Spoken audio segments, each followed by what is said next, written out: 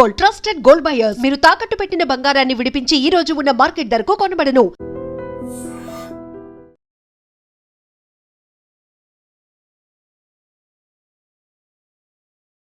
నమస్తే, welcome to I dream. నేను వలి. తమిళనాడులో కొత్త ప్రభుత్వం ఏర్పడింది.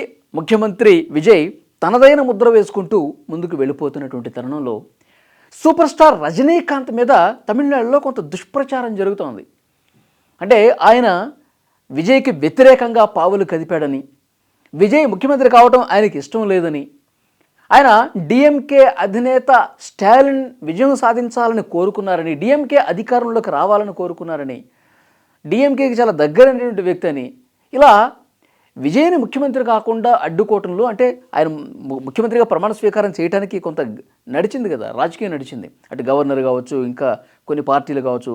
సో దాంట్లో రజనీకాంత్ గారి పాత్ర ఉంది అని చెప్పి పెద్ద ఎత్తున ప్రచారం చేశారు. సోషల్ మీడియా వేదికగా దుష్ప్రచారం జరిగినటువంటి పరిస్థితి ఉంది. అందుకే ఇంత జరుగుతుంది కాబట్టి దీనికి కొంత క్లారిటీ ఇవ్వాల్సినటువంటి అవసరం ఉంది.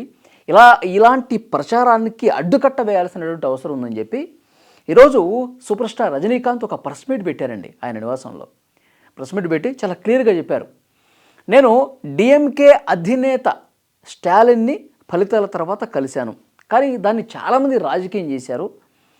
నేను ఎందుకు కలిశాను? స్టాలిన్ నాకు మంచి మిత్రుడు, రాజకీయాలకు అతీతంగా మిత్రుడు. స్టాలిన్ ఓడిపోయాడంటే, మిత్రుడు ఓడిపోతే కొంచెం బాధ అనిపిస్తుంది కదా. సో కొంచెం బాధపడ్డాను. అందుకే ఆయన ఓదార్చడానికి కోసం ఆయన నివాసానికి వెళ్ళాను, స్టాలిన్ని ఓదార్చాను, పరామర్శించాను. మళ్ళీ నేను నా పనుల్లో నేనున్నాను. కానీ దీన్ని చాలామంది కూడా డిఎంకే పక్షపాతి, డిఎంకే గెలవాలి, స్టాలినే గెలవాలి, ఇంకెవరు గెలవకూడదని చెప్పేసి అనుకున్నాను, నేను డిఎంకే అభిమానిని, ఈ విధంగా ప్రచారం చేస్తామన్నారు. కానీ అది కరెక్ట్ కాదు. ఒక మిత్రుడు కాబట్టి నేను వెళ్ళాను, నా బాధ్యత ఉంది. ఓడిపోయినప్పుడు, నా మిత్రుడు ఓడిపోయినప్పుడు వెళ్ళటం నా బాధ్యత కాబట్టి వెళ్ళానని చెప్పి చాలా క్లియర్గా చెప్పారు. అయితే విజయ్ పార్టీ గెలిచేదానికి సంబంధించి కూడా ఆయన రియాక్ట్ అయ్యారు. ఏమన్నారంటే, విజయ్ గెలుపుని చూసిన తర్వాత ఒక్కసారిగా నేను ఆశ్చర్యపోయాను. ఎందుకంటే విజయ్ అంత అద్భుతంగా ఆయన పార్టీ గెలుస్తుందని చెప్పి నేను ఊహించలేదు. ఆశ్చర్యం వేసింది, దాంతోపాటు ఆనందం కూడా వేసింది. విజయ్ గెలవకూడదని చెప్పి నేను ఎందుకు అనుకుంటాను? మా ఇండస్ట్రీకి సంబంధించినటువంటి వ్యక్తే కదా. కానీ రెండు ప్రధాన పార్టీలు, ఇటు స్టాలిన్ నేతృత్వంలోని డిఎంకే, అక్కడ పళనిస్వామిలోని అన్నా డిఎంకే, ఈ రెండు ప్రధాన పార్టీల మధ్య వచ్చినటువంటి ఒక కొత్త పార్టీ, ఆయన గెలవడానికి కొంత కష్టపడాల్సినటువంటి పరిస్థితి ఉంటుందేమో అనుకున్నాను.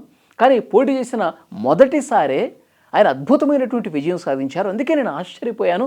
తర్వాత ఆనందం కూడా వ్యక్తం చేశాను. నేను ఆయనకి శుభాకాంక్షలు కూడా చెప్పాను. దీన్ని చాలామంది రాజకీయం చేశారు. అతను గెలవటం నాకు ఇష్టం లేదన్నట్టుగా ప్రచారం చేస్తున్నారు. అది ఎంత మాత్రం తప్పు. నేను అలాంటి చవకబారు మనిషిని కాదు. విజయ్ గెలవటం అనేది చాలా గొప్ప విషయం అని కూడా ఈరోజు ప్రెస్ మీట్లో సూపర్ స్టార్ రజనీకాంత్ చెప్పారు.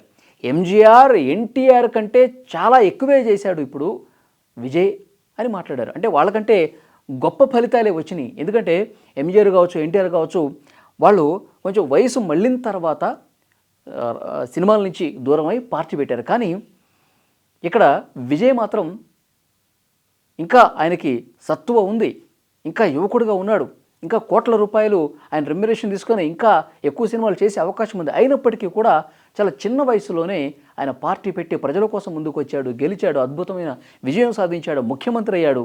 కాబట్టి వాళ్ళకంటే చాలా బెటర్ పర్ఫామ్ చేశాడు విజయ్ అని ఈ ప్రెస్ మీట్లో చెప్పారు. ఇంకొక ముఖ్యమైన విషయం ఏంటంటే, విజయ్ నాకు సమకాలీకుడు కాదు, నాకు నా జనరేషన్ నటుడు కాదు కదా. నాకెందుకు అసూయ ఉంటుంది? చాలామంది అసూయ పడుతున్నాడు రజనీకాంత్ విజయ్ని చూసి. నాకు రావాల్సింది విజయ్ వచ్చింది, ఇలాంటి అసూయ ఉంది అని చెప్పి చాలామంది ప్రచారం చేస్తున్నారు. అది ఎంత మాత్రం అందులో వాస్తవం లేదు. విజయ్ నా సమకాలీకుడు కాదు, సమఉజ్జీ కాదు. అదే కమల్ హాసన్ ముఖ్యమంత్రి అయ్యాడు అనుకోండి, కొద్దిగా అసూయ పడేవాడిని నేను. ఎందుకంటే నా తోటి నటుడు, సమంగా ప్రయాణం చేసినటువంటి నటుడు. సో అలాంటి కమల్ హాసన్ ఒకవేళ ముఖ్యమంత్రి అయ్యి ఉంటే నేను అసూయపడేవాడినేమో.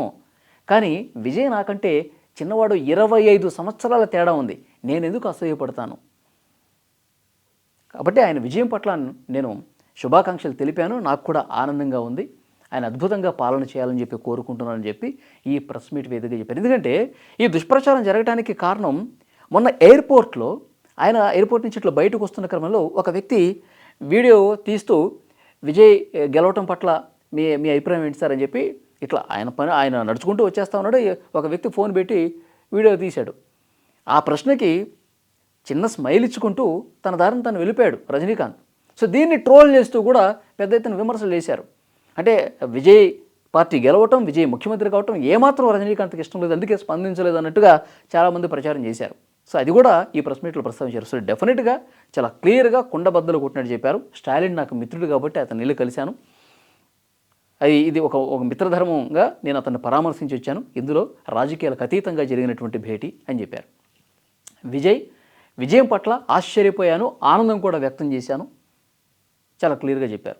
కాబట్టి సో ఎవరైతే పని పాట లేనటువంటి కేవలం దుష్ప్రచారం చేసి ఏదో రకంగా పబ్బం గడుపుకోవాలనుకుంటున్న వాళ్ళకి చెక్ పెడుతూ చాలా క్లారిటీగా ఈరోజు ప్రెస్ మీట్లో ఆయన మాట్లాడిన పరిస్థితుంది. సో డెఫినెట్గా ఒకవైపు విజయ్ అద్భుతంగా పనితీరు కనబరుస్తున్నారు. ఎందుకంటే ఆయన ఆ కోటు వేసుకుని ఒక ప్రభుత్వ ఉద్యోగిలాగా ఆయన విధులు నిర్వర్తిస్తూ ఉన్నాడు. అద్భుతమైనటువంటి నిర్ణయాలు తీసుకుంటూ ఉన్నాడు. ఉచిత విద్యుత్ 200 యూనిట్లకు సంతకం పెట్టేశాడు. తర్వాత మహిళల భద్రత కోసం ప్రత్యేకమైనటువంటి చర్యలు, ఆ ఫైల్ మీద కూడా సంతకం పెట్టాడు.